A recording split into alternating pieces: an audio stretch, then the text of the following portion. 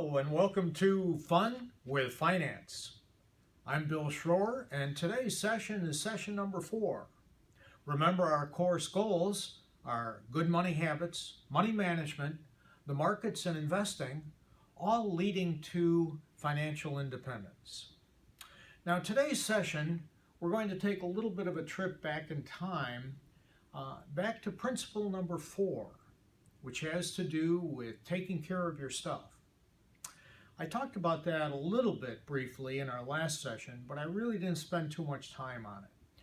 And I thought afterwards I need to do a better job of explaining why taking care of your stuff is so important. Today I want to use a case study to give you an example of understanding exactly why I believe that taking care of your stuff can lead to such a contribution to your resources for investing in the market. We're going to take, for example, the case of my 1998 Expedition. Now, this was a vehicle that I purchased new, which I don't recommend, but in this case I did because I wanted to have some features on the vehicle that I could only get by buying new. But what I want to do is take you through the scenario of how long the vehicle lasted, when I turned it in, how much money I retained, and compare that with what the average person might do with a similar vehicle.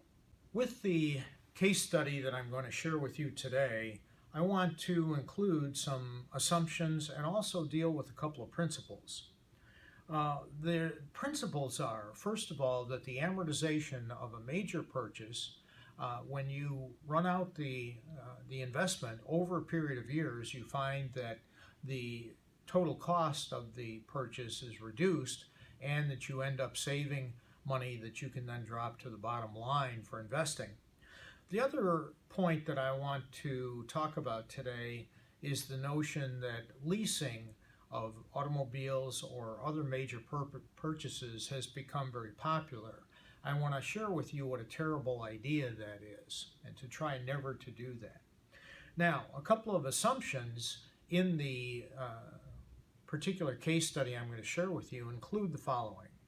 My Expedition in 1998 cost $35,000, that a replacement Expedition in 2012 cost $43,000. The average loan back then for a 5-year loan on a car was 4%. And the average trade-in value of the Expedition in 2005 was $7,500.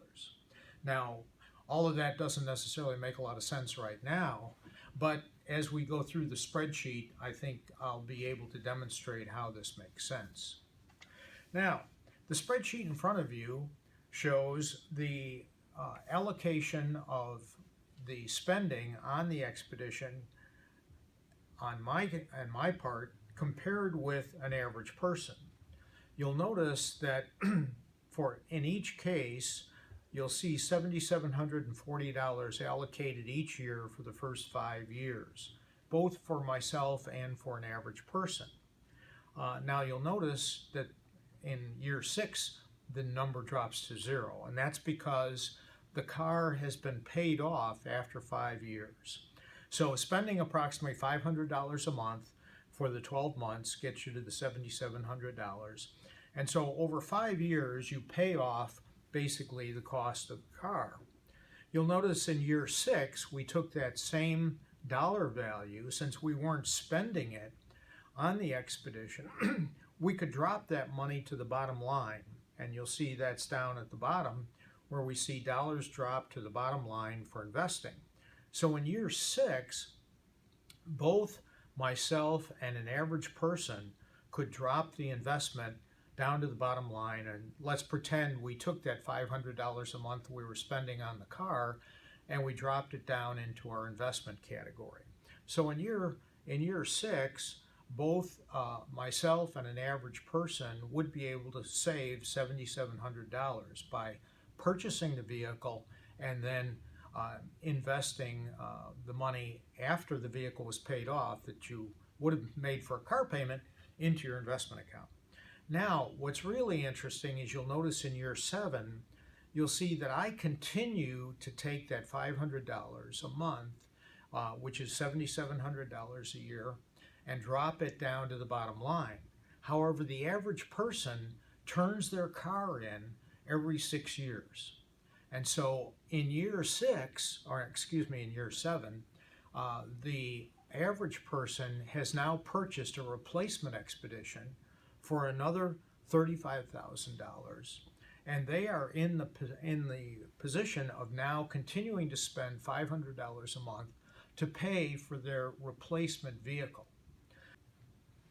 Now, the benefit of having paid off the vehicle and not turning it in to get a replacement vehicle is I can continue to drop that money that I was paying for the replacement automobile. I can drop that to the bottom line and put it into my investment account. And in fact, that's what I did. I kept that 1998 Expedition for 14 years. I finally sold it in 2012, and I sold it for $3,000. So I had the benefit of being able to take those dollars and drop them down to my investment account. Now, did I have some extra costs for maintenance and so forth because the vehicle is getting older? Sure.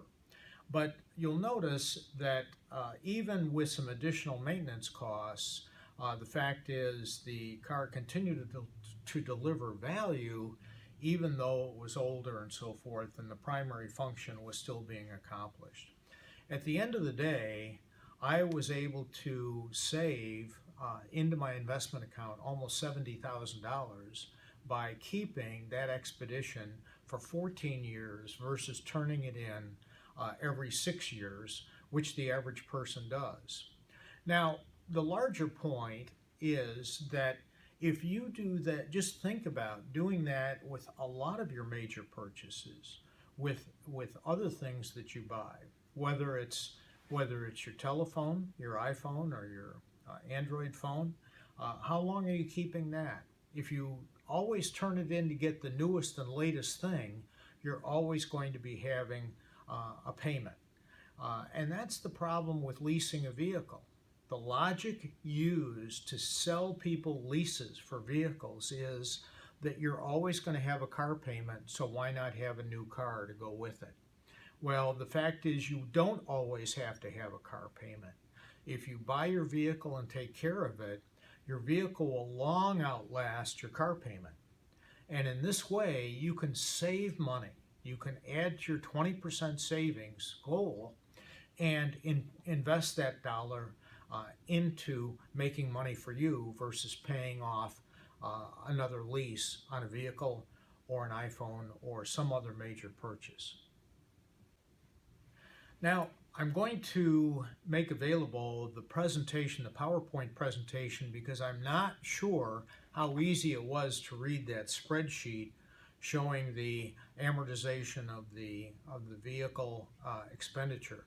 Now, the question has come up, what does amortization mean?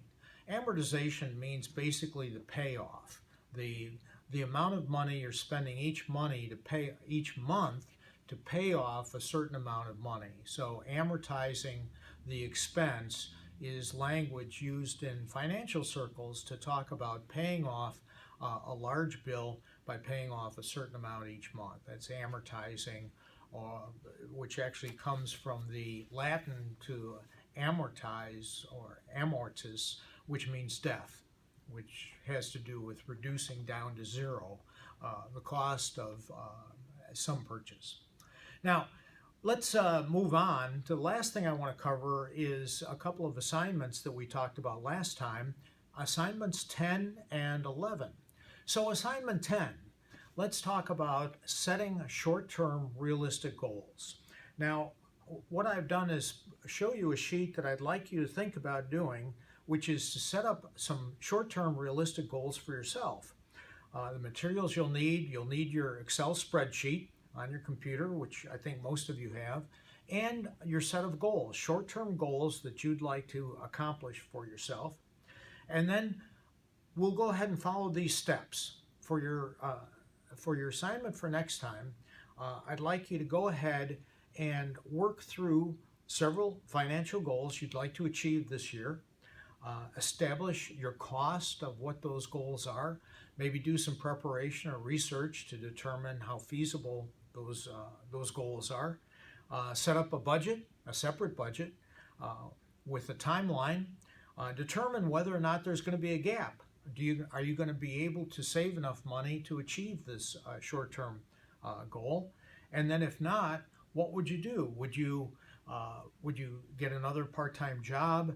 Would you do some extra work around the house to get more money for your allowance? Would you, now in the case of Bella, maybe she could maybe make even more foodstuffs for Trey when he's home for the summer, and maybe go into the short-term catering business and sell food to some of Trey's friends, and who I'm sure would be very interested in acquiring some of Bella's sandwiches. Lastly, then, execute your plan. Now, we're going to also look at Principle 11, which is the same kind of process that we're going to use, except on a longer-term basis. So think about such a thing as buying a car, or saving for college, or buying some other purchase. Perhaps you want to invest in something, maybe a larger computer, or something that you might find useful for school. So we're going to follow those same steps. That's going to be your assignment for next time, along with what I'd like you to do is take a look at principle number 12. And principle number 12 gets into the whole concept of net worth. So I'd like you to take a look at principle number 12 in your book, and then begin to think about calculating your net worth, and we'll spend more time talking about that next time. Well, that's all the time we have for Fun with Finance today. Again, I'm Bill Schroer, your host. Thanks for being here. Look forward to seeing you next time.